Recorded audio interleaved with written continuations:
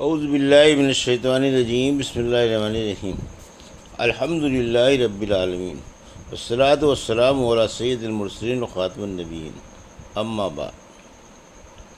صحیح بخاری، باب کتاب الحج، حدیث نمبر 1572، اردو ترجمہ۔ فضائل مکہ اور کعبے کی بنا کا بیان۔ اور اللہ تعالیٰ کا ارشاد ہے، اور جب کہ بنا دیا ہم نے خانہ کعبہ کو بار بار لوٹنے کی جگہ لوگوں کے لیے، اور کر دیا اس کو امن کی جگہ، اور حکم دیا ہم نے کہ مقام ابراہیم کو نماز پڑھنے کی جگہ بناؤ، اور ہم نے ابراہیم و اسماعیل سے عہد لیا کہ وہ دونوں پاک کر دے میرے مکان کو طواف کرنے والوں اور اعتکاف کرنے والوں اور رکوع سجدے کرنے والوں کے لیے۔ اے اللہ، کر دے اس شہر کو امن کی جگہ، اور یہاں کے ان رہنے والوں کو پھلوں سے روزی دے جو اللہ اور یوم آخرت پر ایمان لائیں۔ صرف ان کو اس کے جواب میں اللہ تعالیٰ نے فرمایا، اور جس نے کفر کیا اس کو میں دنیا میں چند روز مزے کرنے دوں گا، پھر اسے دوزخ کے عذاب میں کھینچ لاؤں گا، اور وہ برا ٹھکانہ ہے۔ اور جب ابراہیم و اسماعیل علیہ السلام خانہ کعبہ کی بنیاد اٹھا رہے تھے تو وہ یوں دعا کر رہے تھے: اے ہمارے رب، ہماری اس کوشش کو قبول فرما، تو ہی ہماری دعاؤں کو سننے والا اور ہماری نیتوں کا جاننے والا ہے۔ اے ہمارے رب، ہمیں اپنا فرما بردار بنا، اور ہماری نسل سے ایک جماعت بنائیو جو تیری فرما بردار ہو۔ ہم کو احکام حج سکھا، اور ہمارے حال پر توجہ فرما، کہ تو بہت ہی توجہ فرمانے والا ہے اور بڑا رحیم ہے۔ ہم سے عبداللہ بن محمد مسندی نے بیان کیا، کہا کہ ہم سے ابو عاصم نبیل نے بیان کیا، کہا کہ مجھے ابن جریج نے خبر دی، کہا کہ مجھے عمرو بن دینار نے خبر دی، کہا کہ میں نے جابر بن عبداللہ رضی اللہ عنہ سے سنا، انہوں نے بیان کیا کہ زمانے جاہلیت میں جب کعبے کی تعمیر ہوئی تو نبی کریم صلی اللہ علیہ وسلم اور عباس رضی اللہ عنہ بھی پتھر اٹھا کر لا رہے تھے۔ عباس رضی اللہ عنہ نے نبی کریم صلی اللہ علیہ وسلم سے کہا کہ اپنا تہبند اتار کر کندھے پر ڈال لو تاکہ پتھر اٹھانے میں تکلیف نہ ہو۔ آن حضور صلی اللہ علیہ وسلم نے ایسا کیا تو ننگے ہوتے ہی بے ہوش ہو کر آپ زمین پر گر پڑے، اور آپ کی آنکھیں آسمان کی طرف لگ گئیں۔ آپ کہنے لگے: مجھے میرا تہبند دے دو۔ پھر آپ صلی اللہ علیہ وسلم نے اسے مضبوط باندھ لیا۔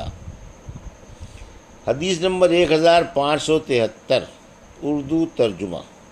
ہم سے عبداللہ بن مسلمہ قعنبی نے بیان کیا، ان سے امام مالک رحمۃ اللہ علیہ نے بیان کیا، ان سے ابن شہاب نے بیان کیا، ان سے سالم بن عبداللہ نے کہ عبداللہ بن محمد بن ابی بکر نے انہیں خبر دی، انہیں عبداللہ بن عمر رضی اللہ عنہ نے خبر دی، اور انہیں نبی کریم صلی اللہ علیہ وسلم کی پاک بیوی حضرت عائشہ صدیقہ رضی اللہ عنہا نے کہا کہ حضور صلی اللہ علیہ وسلم نے ان سے فرمایا: کیا تجھے معلوم ہے جب تیری قوم نے کعبے کی تعمیر کی تو بنیاد ابراہیم کو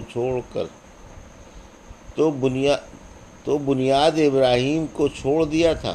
میں نے عرض کیا: یا رسول اللہ، پھر آپ بنیاد ابراہیم پر اس کو کیوں نہیں بنا دیتے؟ آپ نے فرمایا کہ اگر تمہاری قوم کا زمانہ کفر سے بالکل نزدیک نہ ہوتا تو میں بے شک ایسا کر دیتا۔ عبداللہ بن عمر رضی اللہ عنہ نے کہا کہ اگر عائشہ صدیقہ رضی اللہ عنہا نے یہ بات رسول اللہ صلی اللہ علیہ وسلم سے سنی ہے، اور یقیناً حضرت عائشہ رضی اللہ عنہا سچی ہیں، تو میں سمجھتا ہوں یہی وجہ تھی جو آن صلی اللہ علیہ وسلم حتیم سے متصل جو دیواروں کے کونے ہیں ان کو نہیں چومتے تھے، کیونکہ خانہ کعبہ ابراہیمی بنیادوں پر پورا نہ ہوا تھا۔ حدیث نمبر 1584،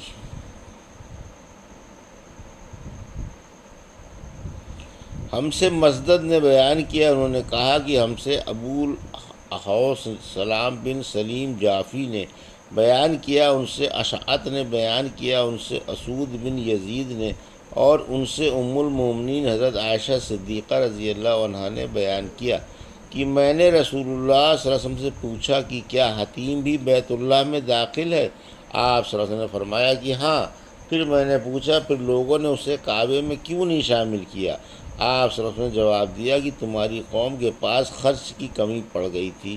پھر میں نے پوچھا کہ یہ دروازہ کیوں اونچا بنایا؟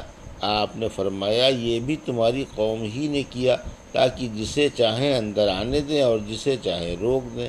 اگر تمہاری قوم کی جاہلیت کا زمانہ تازہ نہ ہوتا اور مجھے اس کا خوف نہ ہوتا کہ ان کے دل بگڑ جائیں گے تو اس حتیم کو بھی کعبے میں شامل کر دیتا اور کعبے کا دروازہ زمین کے برابر کر دیتا۔ حدیث نمبر 1585 اردو ترجمہ۔ ہم سے عبید بن اسماعیل نے بیان کیا، انہوں نے کہا کہ ہم سے ابو اسامہ نے بیان کیا، ان سے حشام نے بیان کیا، ان سے ان کے والد نے، اور ان سے ام المومنین حضرت عائشہ رضی اللہ عنہا نے بیان کیا کہ رسول اللہ صلی اللہ علیہ وسلم نے مجھ سے فرمایا اگر تمہاری قوم کا زمانہ کفر سے ابھی تازہ نہ ہوتا تو میں خانہ کعبہ کو توڑ کر اسے ابراہیم علیہ السلام کی بنیاد پر بناتا، کیونکہ قریش نے اس میں کمی کر دی ہے، اس میں ایک دروازہ اور اس دروازے کے مقابل رکھتا۔ ابو معاویہ نے کہا ہم سے حشام نے بیان کیا، حدیث میں خلف سے دروازہ مراد ہے۔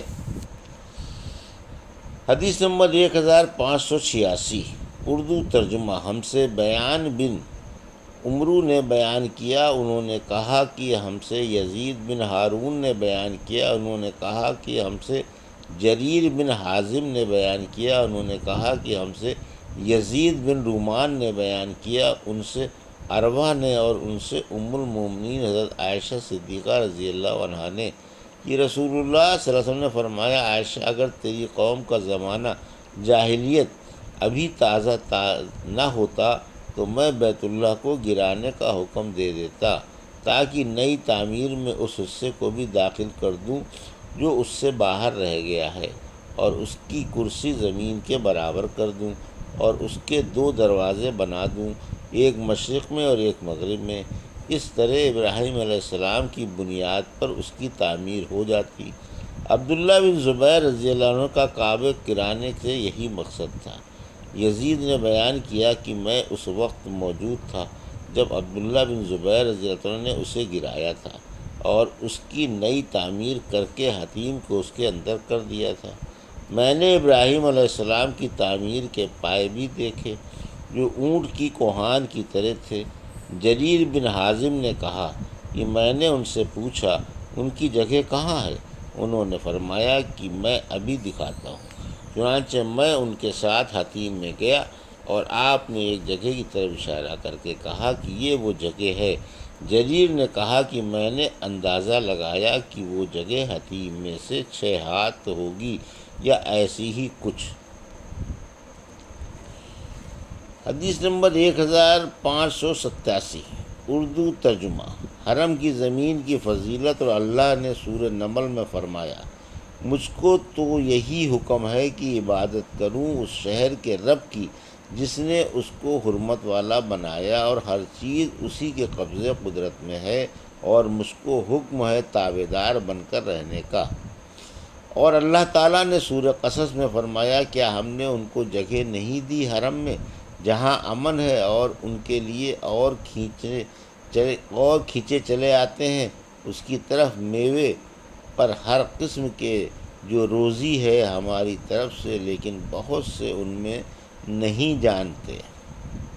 ہم سے علی بن عبداللہ بن جعفر نے بیان کیا، کہا کہ ہم سے جریر بن عبد الحمید نے منصور سے بیان کیا، ان سے مجاہد نے، ان سے طاؤس نے، اور ان سے ابن عباس رضی اللہ عنہ نے بیان کیا کہ رسول اللہ صلی اللہ علیہ وسلم نے فتح مکے پر فرمایا تھا کہ اللہ تعالیٰ نے اس شہر مکے کو حرمت والا بنایا ہے، یعنی عزت دی ہے، بس اس کے درختوں کے کانٹے تک بھی نہیں کاٹے جا سکتے، یہاں کے شکار بھی نہیں ہکائے جا سکتے، اور ان کے علاوہ وہ جو اعلان کر کے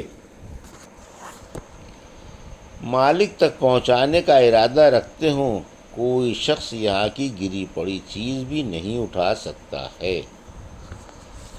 یہ تھی صحیح بخاری باب کتاب الحج کی حدیث نمبر 1582 سے 1587 کا اردو ترجمہ جو ابھی آپ نے سماعت فرمایا۔ اللہ سے دعا ہے کہ اللہ ہمیں ان حدیثوں کی صحیح سمجھ عطا فرما اور ان پر عمل کرنے کی توفیق عطا فرما۔ آمین یا رب العالمین۔